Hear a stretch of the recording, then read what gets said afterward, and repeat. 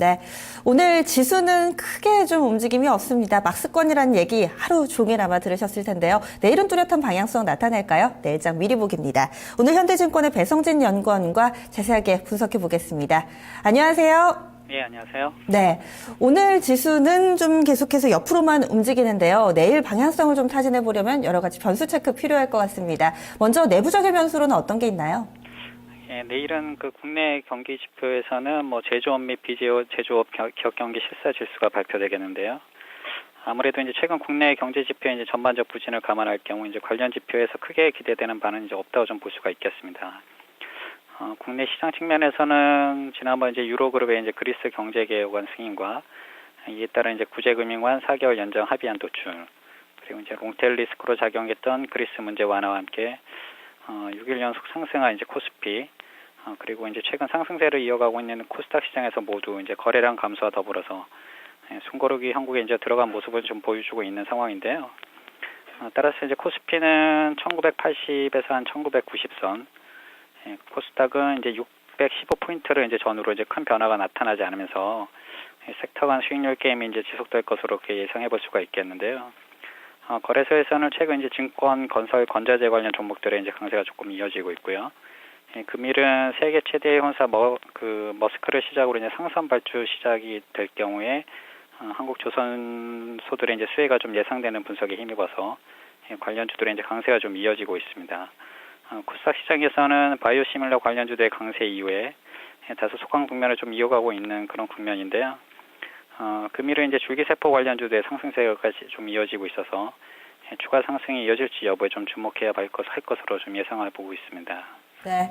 그리고 오늘 밤에는 또 여러 가지 국가에서 경제 지표 많이 준비되어 있더라고요. 미국도 뭐 주택 지표, 실업과 관련된 이런 고용 지표도 나오고요. 유로존 그리고 일본 쪽에서도 경제 지표 많던데 이 가운데서 어떤 쪽에 좀 관심을 둬야 될까요?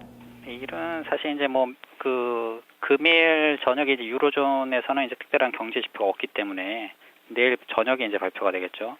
따라서 내일 당장 영향을 미칠 만한 변수는 이제 미국 변수라고 이제 보시면 좀 될 것 같고요. 미국의 지표 가운데서 내일 우선 이제 주간 실업수당 신청 건수가 이제 발표될 예정인데요. 이전 대비 소폭 상승한 이제 29만 건을 좀 발표할 것으로 좀 예상이 되고 있습니다. 다음으로 이제 1월 소비자 물가 상승률, 1월 내구재 주문 및 이제 자본재 수주 출하가 이제 발표될 예정인데요. 2015년 들어서 이제 처음 발표되는 이제 1월 소비자 물가 상승률 같은 경우는 이제 최근 저유가 영향으로 이전 0.8% 증가보다 이제 크게 감소한 0.1% 하락을 좀 발표할 것으로 좀 예상이 되고 있고요. 내구재 및 자본재 수주 및 이제 출하의 경우도 모두 이제 이전 대비 양호한 결과는 좀 나타날 것으로 좀 예상은 되고 있는데요.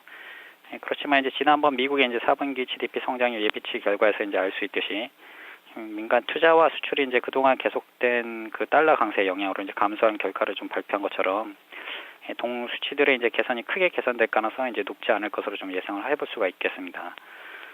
이제 물가 상승률이 좀 저조하고 그 제조업 경기와 밀접한 이제 이번 지표들의 이제 개선이 좀 미미할 경우에는 전일 자넷 옐런 의장의 발언에 조금 더 힘이 실릴 가능성이 높다고 좀 볼 수가 있겠는데요.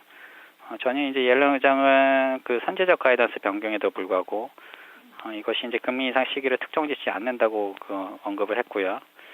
특히 이제 물가 상승률이 높지 않을 경우 인플레이션이 그 2% 중기 목표치를 향해 이제 움직이고 있다고 자신할 수 있을 때 그 기준금리를 인상하는 것이 이제 바람직하다고 언급했기 때문에 당분간 그 미국의 기준금리 인상 논쟁은 좀 잠잠해질 가능성이 높다 이렇게 좀 예상해 볼 수가 있겠습니다.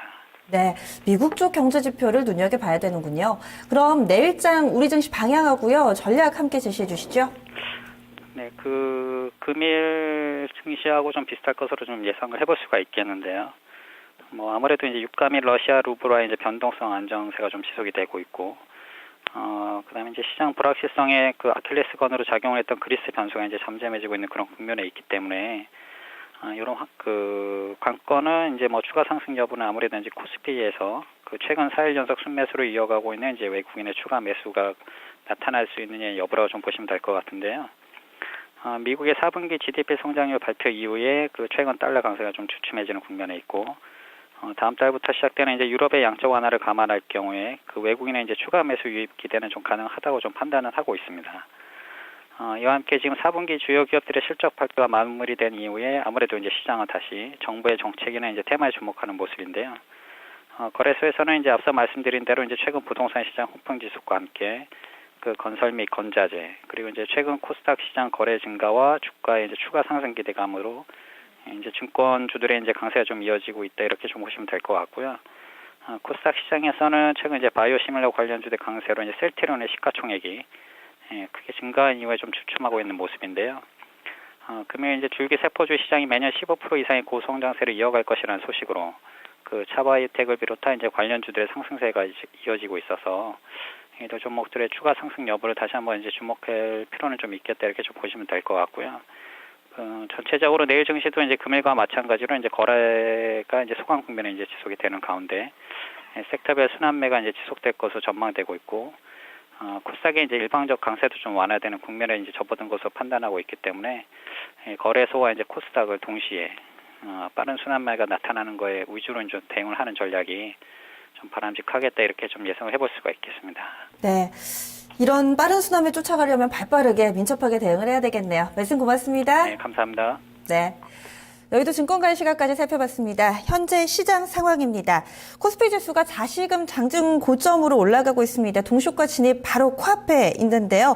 보니까 외국인이 막판에 빠르게 매수 규모를 늘리고 있습니다. 1992포인트까지 올라서는 흐름 보여주고 있고요.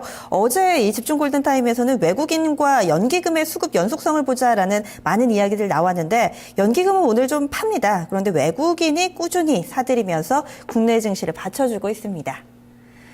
그럼 막판의 변수들, 종시효과 중개석 포함한 2부에서 살펴보도록 하겠습니다.